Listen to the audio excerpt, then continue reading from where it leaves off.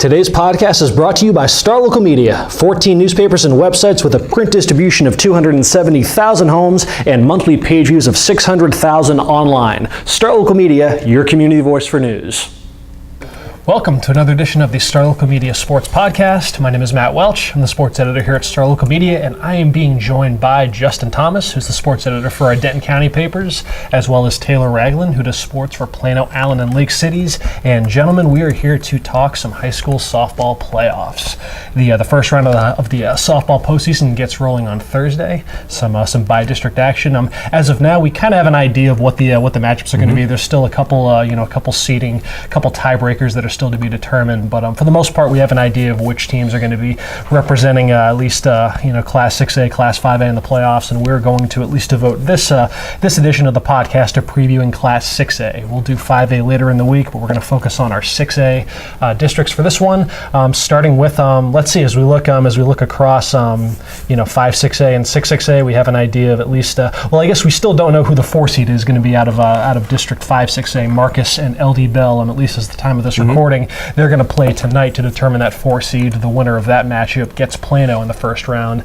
But we know the other 3 matchups between those 2 districts. So let's start with what's I guess a cross-market matchup between the 1 seed out of 5, 6A Flower Mound and we can call it a surprising 4 seed out of 6, 6A. Anytime you make the playoffs for the first time or since 2005, I think that qualifies as surprising. Yeah, sure enough, Allen making a very, very imposing return to the postseason dance for the first time in almost a decade and a half.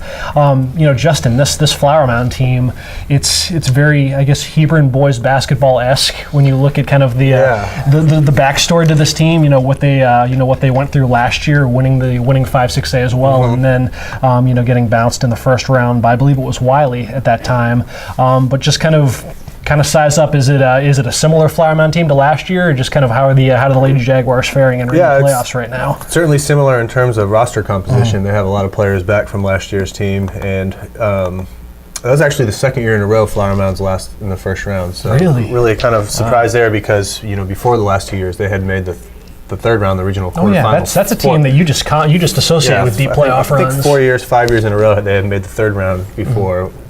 Bowing out in the by-district round the last 2 years. So definitely a little different feeling from a team that's, traditionally a really strong playoff team. But second year in a row, they've won the district. This will be their 13th year in a row in the playoffs overall. And as I said, a lot of talent back from the team that won the district 5, 6A championship last year but lost in the first round. So you have, one of the area's better all-around players, I think, in Kendall Jennings. She's back. Megan Lesko has been a big power bat for Flower Mound in the middle of the order. They have some other key returners, Grace Meter, Kayla Wallace, some others. Last year's catcher of the year, Bailey Brennick, she's having another strong season. And then Caitlin Sadler is having a good year in the circle for Flower Mound. So a lot of experience and a lot of playoff experience back, but nobody that's made it past the first round. So Flower Mound's going to be looking to change that against an Allen team. I can't believe it's been 15 years since Allen softball. It's first time since 05, so I guess 13 years. It's like I said, you kind of had a feeling based on the progress that this Allen team was making over the second half of the season that the drought was going to end soon, just because they are a fairly young team and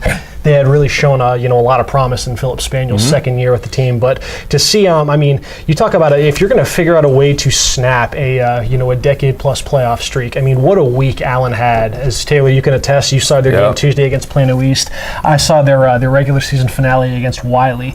Games where they had to dig deep and scratch and claw, come back from some pretty noticeable deficits. What was it? Was it like 9-5 at one point in your game? Tuesday they were down by as many as 5, and I think that was technically 3 times. They were down, I think, 5-0, and then like 7-2. And then like 9-4. So I think that 3 separate times they were down 5 runs, if I remember correctly, if I'm remembering that right. Because it was pretty. East got out to a 4-5-0 lead, and then it was back and forth the whole way through 8 innings, not 7, but back and forth the whole way from there. So and then Allen was able to rally and win that one 16-13 in extra innings to put them in position on Friday where they needed to beat Wiley, who had already clinched a playoff spot. They needed to beat Wiley and then have Plano East lose to Plano, and just kind of following along throughout at least your tweets from your game, relative to where both of our games were at, and it did seem like just as Plano seemed to really kind of take charge. It all kind of happened at once against East and really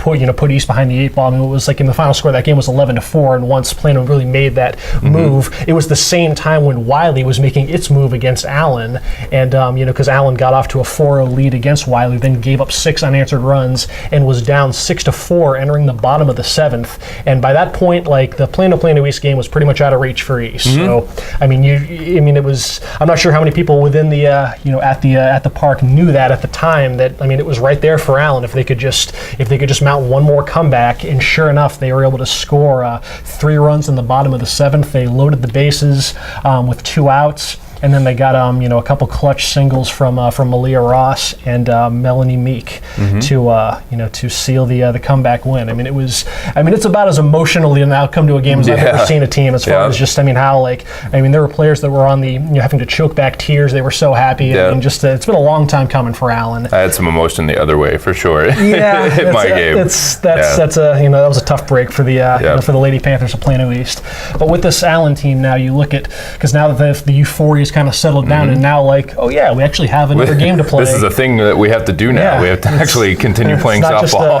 It's not just something to make the playoffs. Now you actually have to go and and we'll see what they can do because I think about this where Flower Mound's at relative to last year when they had a Wiley team that was the 4 seed out of 6-6A, and a team like Wiley who is like the exact opposite from Allen from a playoff experience standpoint. This is Taylor. I told you before, and I had a stat that was going to floor you. And it's just, you would not share it with me before we recorded this. This just completely threw me off my game when I was doing the research for this. Wiley's going to make the playoffs for the 24th straight season. Whoa! Wiley has made the playoffs every single year. Did we choose them to make the playoffs? We didn't. So why? Why not? We look like more. Let's see. That's really the only stat we should have needed in order to when we were making our preseason predictions. Wow. But yes, Wiley's made the playoffs every year since 1995. If you guys can, that's pretty crazy. Kind of get grasp that. Yeah, it's the. I was 1. You were 1 year old. I was 1 year old. How about that? How does that make you feel, Matt? I was still living in Massachusetts. They've made the playoffs 24 straight years. Like last year, it kind of puts into perspective a little bit that upset just because you had a team like Wiley where the playoffs are the expectation. It's not a team that's ever going to balk, under the postseason spotlight. Never past the 3rd round though, huh? Yeah, it's kind of for a program that's made the playoffs for almost 25 straight years. But nevertheless, you compare that though to this Allen team, which everything that happens later this week for them is going to be brand new, completely new. Yeah, so there is kind of that element of the unknown. You're not really sure how Allen's going to handle that, but by that same accord, they've had such a pressure-packed home stretch that they might feel like there's nothing Flower Mound can throw their way that they haven't already seen. I mean, they've already had to claw back from these. It's the nothing to lose, I think, attitude, because it's literally like, what does Allen have to lose at this point? They're like, the girls on that team, some of them were like, I said I was 1 the last time Wiley, or when they started their streak, the girls on Allen's team were like 1 or 2 years old the last time they made the playoffs. Melanie Meek, who was the one that had the walk-off single to score the final 2 runs, she said that she was in kindergarten the last time that Allen made the playoffs. And it's been... So literally, what do they have to lose? Do you know what? They're there. I mean, I'm sure that Philip Spaniel will not preach that attitude, I guess. I mean, maybe a little bit, but I mean, the expectation is obviously to go and try to win softball games. But I think if you ask any of them to really be honest, it's like, we're in. We're just going to continue to have fun and do what we do, because that's something that I think when you watch Allen play, the resilience is the first thing, because basically every time we've seen them play, it's been coming back and not really giving in, especially like you said the last week and getting in. But now it's just it's all gravy from here. It's just we're in. We think we can make some noise, but if we don't, you know what? It's okay. It's going to be all right. Well, they're going to have to be not too excited and real focused against the Flower Mound team that's going to test them in the field on the bases, because Flower Mound loves to run those bases, and they're going to put the pressure on Allen, assuming they get runners on. Yeah. So. One little tactical wrinkle that I'm anxious to see if Allen kind of builds off of. I hadn't seen the team do this. I guess Allen has kind of tinkered with this beforehand, but against Wiley, what head coach Philip Spaniel did is, first off, Allen has 2 pitchers, Kelsey Delap and Lauren Lopez, uses both of them pretty regularly. What he did was Lopez got the start, and then once Lopez went through the first 9 at-bats the first time through the order, then he brought in D-Lap, and D-Lap went the next 9 at-bats, and just kept rotating the 2 pitchers just in an attempt to try to keep Wiley, off balance. I'd never seen that tactic before. I saw Tuesday. I'm trying to remember. They both threw Tuesday when I was there, and Lopez started, kind of like your game. I don't remember if it was as clean cut as one time through the order, second time through the order, because I remember D-Lap pitched. It seemed like a lot more on Tuesday, and Spano even talked about that after the game. She was battling through some illness and stuff like that, but I know she threw significantly more, I think, than Lopez. But yeah, it's interesting because they're definitely a team that you look at teams around the district. You look at Plano with Roden, and you look at Wiley with Annie Gunther, and you look at teams. A lot of teams that go to the playoffs and make runs in the playoffs have here's our girl in the circle. Ace. Here's our ace. We're gonna run her out every game. She's gonna try to go 7 innings every game. But Allen doesn't have that. Allen says, these are our 2. We're gonna rotate them. We're gonna do what we can and use them to the best of our ability to get through softball games. So it is a little bit of an interesting thing, and it's will be interesting to see if they continue doing that in the playoffs when everything's on the line. Should be a fascinating series. Allen just in the element of the unknown versus a Flower Mound team that is obviously very, very hungry to snap this minor little first round drought that they've been mired in. Let's look at elsewhere throughout the 5-6A versus 6-6A by-district matchups. We should say, at least from a schedule standpoint, that a lot of these matchups, at least at the time of this recording, have not been decided. A lot of that information is going to come down on Tuesday, and obviously we'll know who Plano's going to play on Tuesday because Marcus and LD Bell have a play-in game tonight at a Colleyville Heritage to determine that last playoff spot in 5-6A. Let's at least talk about the equation that from that matchup that we know is going to be in the playoffs, and that is Plano, a Plano team which expectations I'd imagine are fairly high for Plano entering this postseason. They won District 6-6A. They went 13-1. They're riding a 10-game winning streak and have just they've looked the part. The offense is coming in hot. They've scored at least 10 runs their past 3 games. Taylor, you got to see them on last Friday against Plano East, and it was kind of a symptom of kind of earlier on in the season where just kind of be kind of coasting along there for a few innings, and then just you hear the cliche that hitting is contagious, and I'm not sure there's a team that this can better apply to right now than Plano Senior, because it seems like once they start chaining together a few at bats, it's an avalanche. Yeah, absolutely. That's how it was on Friday, and it was a weird atmosphere kind of Friday because they had obviously already locked up the district title, but East was, it was senior night. East was coming to play at their place, so they were still up for that game for sure. And the kind of rumbling around, you'd think a team that went 13-1 and 10-game winning streak after Friday would be pretty confident heading to the playoffs, but there were a little bit of rumblings from fans I heard and people in the box and all that kind of stuff of, the bats had been a little slow on the uptake. Some girls in the middle of their order hadn't been hitting at the rate that they probably should be, and they cruised through 6-6A, but obviously you need more than that in the playoffs. So I think that 5th inning, they beat East with a 8-run 5th when I think they had, it was either 4 or 5 hits and a lot of walks and stuff too, but just a huge inning. And I think it was kind of like one big collective sigh of relief. Like it was kind of just like, okay, we can still hit the softball. We're going to be okay. We're the district champions for a reason. Our offense is going to be fine. And I think there's a lot of confidence. They went ballistic after the win, which they've already locked up the district title. They've already locked up everything, but that's a team that really likes to have fun and is really high energy. I think of all the teams that I've seen this season, their energy is double or triple what most teams bring. It's pretty crazy. So I think they're riding high and they're feeling good, and I think they're confident now that they're gonna go to the playoffs and hit the softball for sure. What I'm anxious to see with this Plano team is if they can overcome what's been a couple torturous years in the second round. Plano has had no trouble getting past the first round, but it has been that area round where they've been dealt what's been some pretty, just in hindsight, some pretty harsh exits. I was at the game in 2016 against Mansfield. It was game 2 of that series, and Plano was they were leading 5 5-1 heading into the bottom of the sixth, a game that just Plano was just dominating in every conceivable way. And then they gave up 6 runs in the bottom of the sixth inning and lost 7-5, and just completely blindsided by just this out of nowhere blitz by Mansfield. And just the look on the team's faces afterwards, it was just shell shocked. I mean, just like they couldn't believe what had just happened. Just a game that they were in complete control of. Felt like a game 3 was just a foregone conclusion, and then Mansfield just blindsides them with a 6-run barrage there in the bottom of the sixth. So then, like, they get those 6 runs in the bottom of the sixth, and Plano has to turn around at the top of the seventh, and that's their last chance.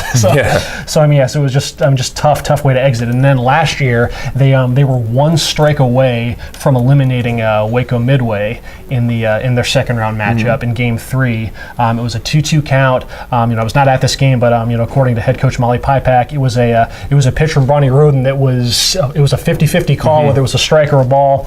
Obviously, Coach Pipak thought it should have been a strike, but nevertheless, it was called ball 3 for a full count. And then the very next pitch, Midway slugs the tying run comes in, and then they go into extras, and then Plano loses in 10 innings. So they've been dealt some pretty harsh luck, over the last couple of years. So looking at we'll see what happens who they draw between Marcus and LD Bell, but Plano is obviously this is a team that has they're among the better teams in the area. They should conceivably, on paper, the path is there for them to make a run to at least the third round, where they could potentially play Flower Mound.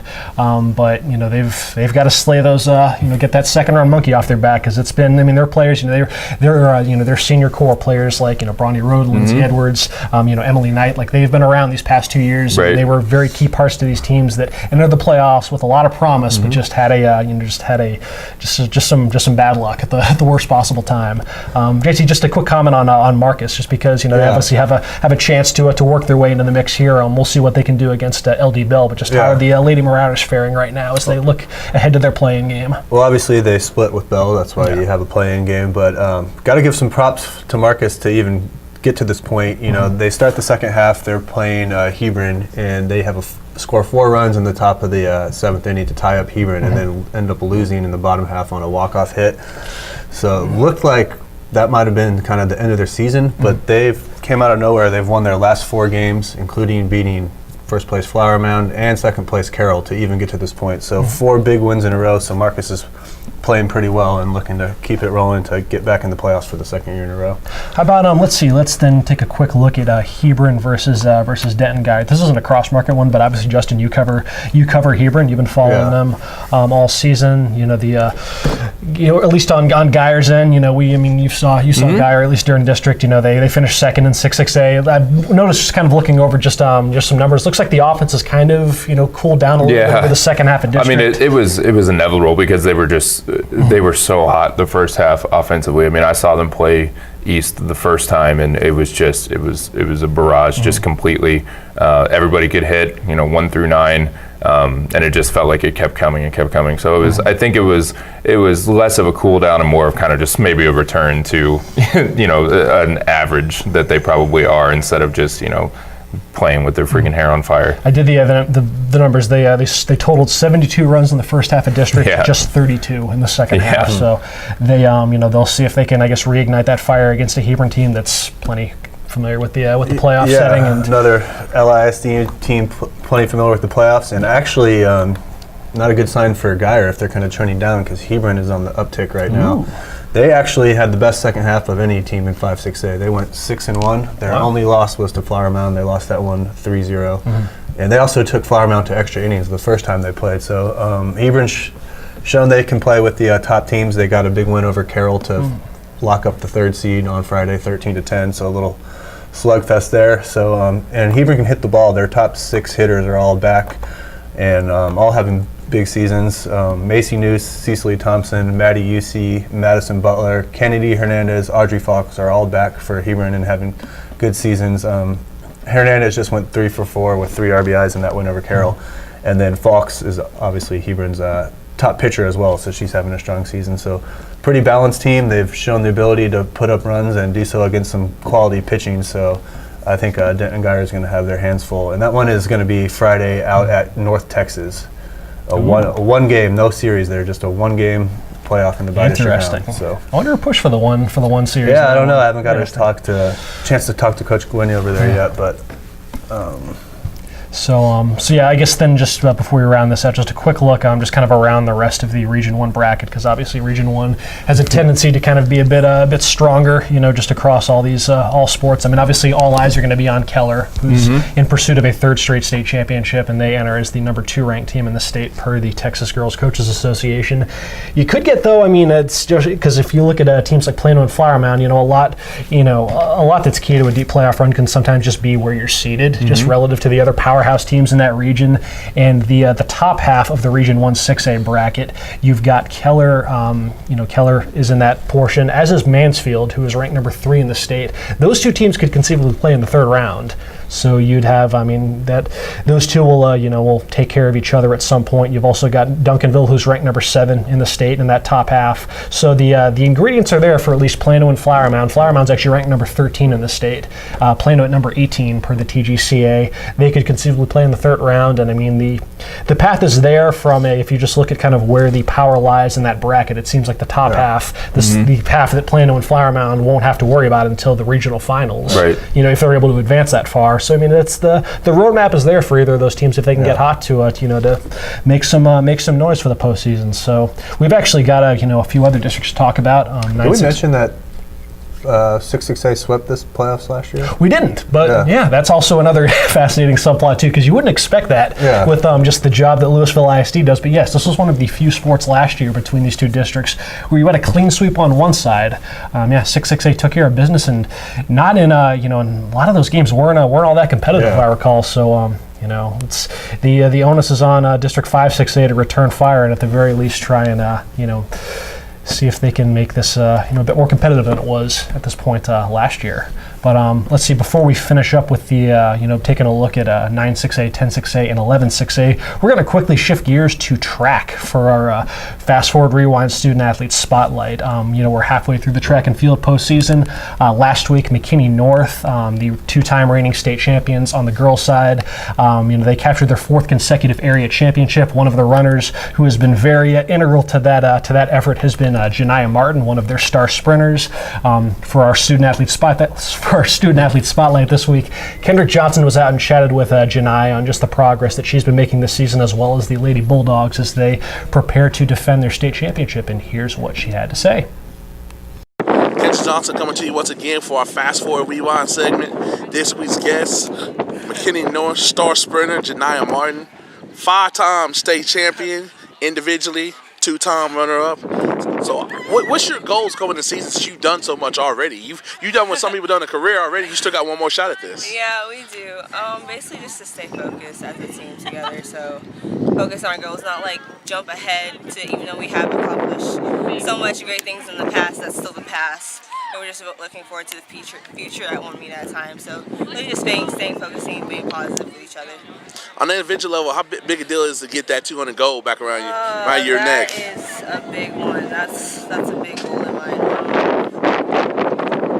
It's pressure, but I can deal with it. I really want it, but I know there are a lot of girls that are coming after me, and I have a target on my back. But that's fine. I know I deal with pressure. I know what I gotta do.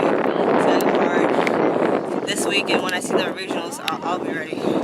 Tell me this, you won the 400 last year. That wasn't even like your go-to sport. Is there any inclination like to defend that, knowing that, hey, I did that, that's not even my go-to event? Yeah, but that was just a one-time thing.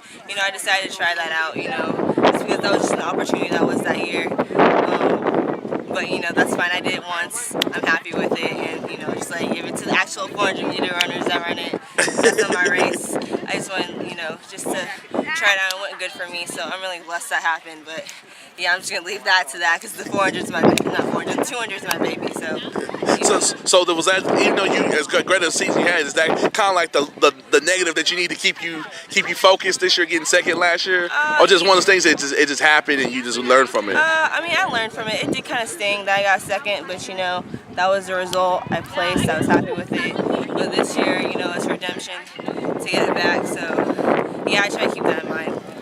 What's it to be the captain of the McKinney North track team, 2-time defending state champion? I literally look like everybody look for you for directions, like you're the captain out there, in any way, shape, form, or fashion. How does that feel? How that was responsibility? I bet there's a lot of pressure come with that too. It does, but it's rewarding. Just knowing that I know what has happened, I know what goes on, that they can look for me for guidance. Because, I was the same freshman that needed, guidance and knowledge from other people. Just so it's really a blessing just to know that, this is my role to step up and, look after my little ones. So it's really cool. To give some insight to you and Coach Richards' relationship and how much of an asset she is to this program. She's a huge part of my life. Not just athletically, but, personally and stuff like that. She has helped me become such a really great young woman when I was to college. She's given me insight on how, my life should be. I just got all wisdom and knowledge. Because honestly, if it wasn't for her, I wouldn't have won that 400 meter because she believed in me when I didn't believe in myself. So I thank her so much for that. And yeah, I'm just blessed that she has coached me throughout these 4 years. I'm gonna miss her so much. So yeah, thanks, Coach. How's it feel to be one of the most decorated athletes to ever come out of MISD? It's a blessing. Really, just like I said, just knowing that I've worked so hard to get to that point. Because honestly, hard work beats talent when talent doesn't want to show. And that is so true. I come out here every day, working my butt off, trying to be the best I've become, and just know that it has shown my work, hard work has shown up. It's really great. Does it bother you the fact that you accomplished so much and people kind of overlook you still? Not really, because I like being the underdog. I like proving to people that, just because I'm running against this girl or that girl, that, I can still come out on top and, prove my best out there. So no, I like the pressure, and I love people that they don't expect much from me. But yeah, it's a really good, experience. Same with that thing. How does it feel? In fact, y'all 2-time defending champion. I know y'all lost a lot of talent, but people are underestimating y'all again, and y'all defeated 2-time champs. It's crazy. It's crazy, but I can't change what people think because we lost a lot of talent. But hopefully, we get as many, because that's our goal for just to get as many people down there to state. So we. I guess not have a chance. Because honestly, the state title is not in our mind. It's just really just getting people to state. That's what we're focusing on this year. So we'll find out if that's possible. Hopefully it is, but we're not really looking for that goal right now. That's why I'm talking to Coach Richards. Yeah. The high school version. Yeah. I see myself sometimes when she's coaching. I'm just like, dang, I'm actually turning into her sometimes. It's kind of crazy. What made you sign with A&M? How excited are you to be an Aggie? So you got the shirt on and everything. Yeah, I do. You are in that Aggie mode. Yeah, I am. Why I choose A&M? It was just a great family-oriented school. I love Coach Anderson. I love Coach Henry. I love the school. I love the academic level. It's amazing. Just like the school, I just saw myself as an Aggie. So that's why, I mainly chose it, because it's just it's so great down there in College Station. It's just really, family oriented, like I said, and I can't wait to get there. I can't wait to, be with Julia again and all those girls, just learn from them with their knowledge and wisdom for me to become a better athlete than I already am.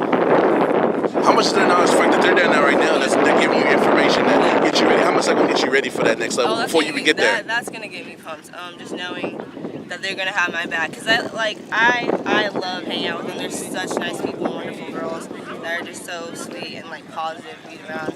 So I can't wait to actually, go down there and train, hang out and just be a part of that family. So I'm really excited. And for people that just see the state titles and see all the medals that y'all get individually as a team, what about the McKinney North track program has you and other people ready to be great track stars in college and succeed in life? Oh my gosh, that's basically one of Coach's main goals to instill into us, just because we're great here. She just gets us ready, that's why we do such hard workouts, and we talk in meetings character curriculum and stuff like that, and just becoming just not a better athlete but just a better person. So it's really, really helpful. How cool is it to be the fact that you have other star talents like somebody London Colbert and stuff that's joining the spotlight with you? That everybody when people talk about McKinney North track, they say Jania Martin and London Colbert. They throw y'all name out there. It's cool that they not just say just one of us individually, because we're a team. It's nice that they incorporate everyone that has done help, because honestly it's just not me and London that just do all this hard work. We have Danielle, we have Alana, we have Kayla, we have Brooke, we have all these girls that help us in our aspects, not just individually but for the whole team to so win and just our results and stuff like that.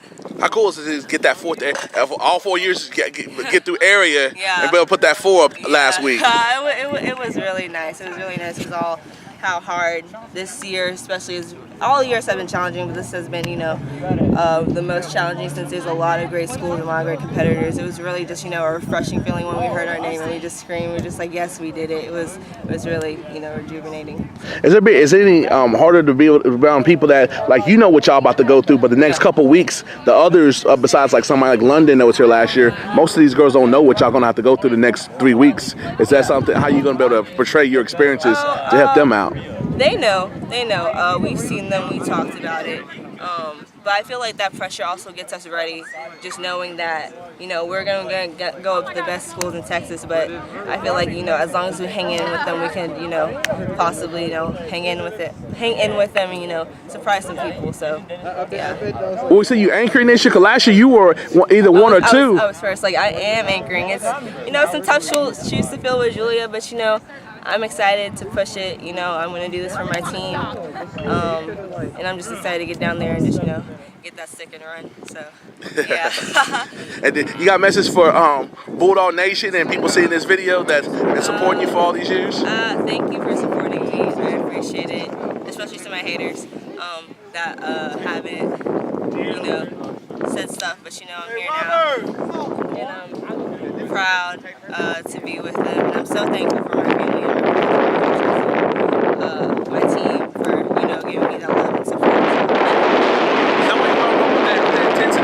For the haters, because you seem like you do, for all you accomplished, you definitely work hard, but you definitely seem to have a chip on your shoulder. Oh yeah, I do, but that's fine. I've always had that chip, and it doesn't bother me.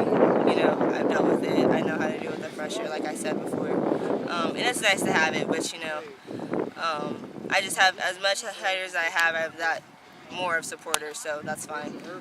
That's a wrap here from McKinney North with state champion Jania Martin looking to add to her lofty goals. Yeah, this next 2 weeks is go time. Yeah, it is, and we're ready. I'm excited. That's a wrap for the Fast Forward Rewind segment this weekend. All right, thank you, appreciate it. Thanks again to Kendrick and Jania for that little chit chat right there. So in the time during that interview, we snapped our fingers and we turned Taylor Ragland into Devin Hassan. So Devin, who does sports for Mesquite and Rowlett, he is here to help break down the back half of our Class 6A softball playoffs. And we can start with a look at 9-6A versus 10-6A, where we got some cross market love, and it seems like these two have matched up quite a bit in the first round this postseason. We have another installment of the Rowlett Coppell playoff rivalry. And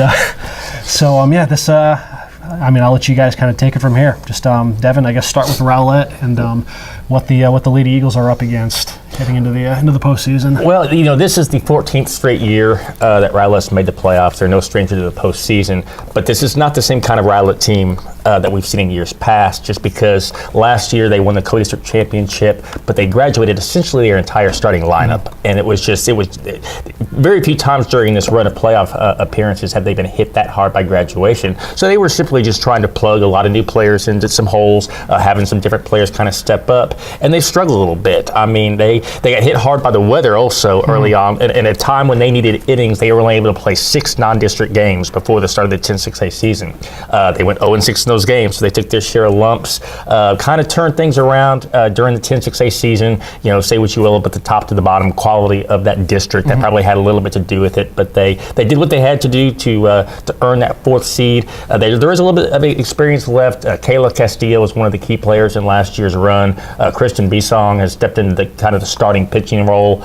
She was a member of last year's team. Maya Fix, Ashton Norberg, players like that played smaller roles that have been asked to take on more responsibility this year.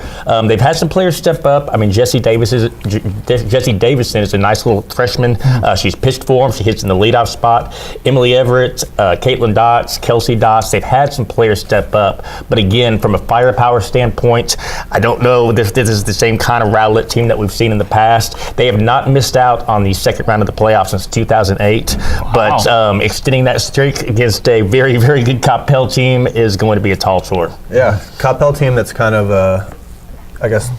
taking an opposite approach. They're looking to kind of get back into their postseason winning ways. Last year they won in the bi-district round. That was their first time since 2010. So looking for back-to-back playoff wins for the first time since 2008, 2009. And back then, Coppell was actually kind of a softball power. You know, they were in the third, fourth round a couple of those years. Kind of stepped back for whatever reason, but are looking to kind of get back to those ways. And they have a good amount of players back from last year's team that just dominated district. They did the same thing again this year in 9-6A. It's just funny to look at that these are softball scores, because it just seems like these are one-sided football games, defensive struggles, you know, 10-0, 13-0, 15-0, 13-1, 14-2, 17-0, 17-0, 17-0, 16-0, 17-0. They won 4 games 17-0. But they actually, for the first time in 2 years in 9-6A, got a tough test the other day. They beat Berkner 2-1 and needed a walk-off hit. So I want to say it's only the third time in the last 2 years that they've had a 9-6A softball game that actually went 7 innings, as crazy as that is. So, but maybe that's something that'll kind of spark them going forward, actually being in a competitive district game like that with Berkner and pulling it out. But yeah, a lot of talent on the Coppell team. Nora Rodriguez is pretty strong in the circle. She's a 3-year pitcher for them, junior now, and then some pretty good hitter also. She hits leadoff for them, but then pretty good balanced lineup. Caitlin O'Quinn had that walk-off hit against Berkner, and Claire George, Logan Kegley, all back with varsity experience, as is Chloe Barker and Riley Anderson. So pretty experienced Coppell team, and looking to get back to the second round for the second year in a row. Another matchup of note from our markets in that between those two districts, we have the top seed out of that district. one's going to be at Lone Star on Friday, by the way. Okay, that's right. Yeah, Rowlett and Coppell, just a one-gamer. Another one-gamer, yeah. Winner take all between the Cowgirls and the Lady Eagles. We have another matchup though between I guess the top seed out of 10-6A Sachse as they embark on it's been a pretty nice past for at least the girls sports over at Sachse. Once the playoffs get rolling, Sachse's done they've shined quite a bit. We'll see if the softball team can keep rolling, but they open up against Lake Highlands, the number 4 seed out of 9-6A. Just Devin, a comment on Sachse and just how the Lady Mustangs are looking right now. Well, last season Sachse had a really young team. They kind of grew up as the season progressed. They shared the district championship. First time in school history. Given what Rowlett had lost and what they returned, they entered this year as a prohibitive favorite, and they really did nothing to diminish those thoughts. You mentioned the lopsided nature of the Coppell scores. It was the same with Sachse. Really? I mean, they outscored their opponents 195-7 in their 12 games. And if you take out the one game that they did not run rule their opponent was Rowlett, which was an 11-5 game in the first meeting. And obviously, if you take that out, it's 184-2 in the other 11 district games. I mean, it was just again that 10-6A is not the strongest top to bottom district, so you have a lot of those. But the way they were able to dominate, neither is 9-6A. yeah. Well, but just they still were able to go out there and dominate. Again, say what you will, but, playoff teams, but still go out there and take care of business. Caitlin Lusk was the pitcher of the year in the district as a freshman last year. Basically pitched every inning for Sachse. She's been joined. Maddie Boyd, a junior who did not pitch last year, has come on, and they've really split duties. In fact, Maddie Boyd has more innings on the mound than Caitlin Lusk, but that gives them 2 options going forward into the playoffs. You just go down their lineup. Caitlin Lusk leads off. She's hitting 431. Sarah Wheeler, 330. Savannah Williamson, 519. She's got some power. Maddie Boyd, 385. Couple home runs. Taryn Luttrell, their sophomore catcher. You go across the board, keep going down. Victoria Ochoa, Shayla Barlow, who missed a lot of the season but is back and making a contribution. Baylor Balderson. All these players are hitting 320, 330 at least, and a lot of them are over 400. Sachse will come into this game hitting about 355 as a team. Again, part of that is kind of the competition, the level of competition they played, but even in non-district play, they're a team that was able to hit. Again, they have experience for the last couple of years. They worked a couple of freshmen, Caitlin Clem and Nia Brown, have made an impact. I just mentioned they're not a stranger to the playoffs. This is their 13th playoff appearance overall, 11th in a row. But success has been tough to come by. They have not made it out of the first round since 2011. Last season, they entered as the number 1 seed, as fate would have it, against Lake Highlands. And Lake Highlands is the 4th seed, pulled out an 8-2 victory. And again, as fate would have it, we have the exact same scenario. They're playing the early game, 1-game playoff, Thursday at 7 o'clock at the Garland High School softball field. The exact same situation as last year. So I know obviously this year's group is coming in with a lot more confidence. They've used that loss last year as motivation to get back. But in a 1-game situation, anything can happen. Yeah, absolutely. And so I think it's really important for them to get off to a good start in that game because, if Lake Highlands is able to strike first and get a little bit of momentum, that feeling of, hey, here we go again, creeps like a 2-1 game in the third inning, and where they don't want to get into a situation where one play can ultimately affect the outcome of the game. What was that district number you had for them?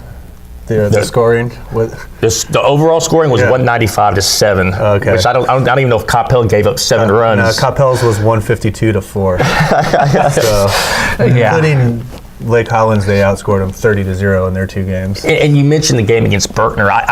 Even if it's just one test at the end of the season, it's good to have that. In the last week or 2 of district play, just to have, just to have your pitcher pitch a full game. Just to remind yourself of what it's like to compete in a competitive setting. You have to throw strikes when you have to. Just little things like that. Yeah. So let's see. Then let's round this out with a quick look at. We've only got one team from our markets out of 11 6A heading to the postseason. That being North Mesquite, and they draw the Woodlands. The Woodlands, state ranked, I believe they're number. Let's see, what is it? Number 20. They're tied for 25th in the state per the TGCA. So Devin, a quick comment on what I'm sure is going to be a game that's going to be right in our backyard.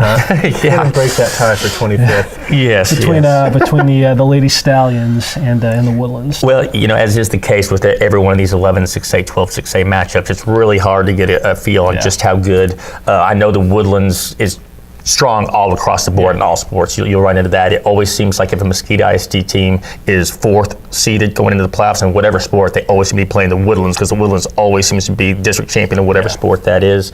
I know they can hit. They were down. They spotted Lufkin a big early lead last Friday and then rallied back to win 9-7 in a game that was ultimately for the district championship. North Mesquite, back in the playoffs for the first time since 2012. They've had an up and down road. It's really tough. Rockwall and Rockwall Heath and Longview were 3 very solid teams, especially Rockwall, who went undefeated in 11 6A. They came through when they had to. Their biggest game was late in the season against Horn. Those 2 teams entered the night tied for that 4th final playoff spot, and North Mesquite avenged an earlier loss. They won 13-3. So that gave them confidence. They've actually played some of those top teams well. Longview, they had a couple of, they lost by 2 the last time, 2-0. This is a Longview team that's 20-5, I believe. They have a senior pitcher in Brittany Thomas, who's also their 3-hole hitter. Alexis Foreman, Avery Valdez do a really good job at the top of the order, kind of setting the table. And they have some pop in the middle. Haley Mitchell, Lauren Jenkins, Destiny Ponciano, Carson Lampkin, Carissa Smith. These are girls that can hit, and North Mesquite can score some runs. Their big problem sometimes is defense. They have a tendency to let it get away from them, and they can hit with anybody for the most part. But if they're committing 5, 6, 7 errors and giving up a lot of unearned runs, they've had some games get away from it in that respect. Okay. Is that just going to be a 3-game series, or? It is going to be a 3-game series. We're going to start Thursday at the Mesquite Girls Softball Complex at 6:30. Take a day off Friday and then switch gears to the Woodlands. We have a 1 o'clock game 2 at the Woodlands High School, and then game 3, if necessary, will be 30 minutes after game 2. Okay. So that'll just about wrap it up for at least our the Class 6A portion of our softball playoff preview. Like I said, we will touch on Class 5A later in the week on Thursday, right as the postseason is about to get underway. Devin, Justin, appreciate y'all for tagging along. Once we turn you back into Taylor, thank him as well. And guys, hey, I appreciate y'all for checking this out. Y'all enjoy the rest of your week, and we will talk to y'all later. Thanks again to our sponsors, Star Local Media, 14 newspapers and websites with a print distribution of 270,000 homes and monthly page views of 600,000 online. Star Local Media, your community voice for news.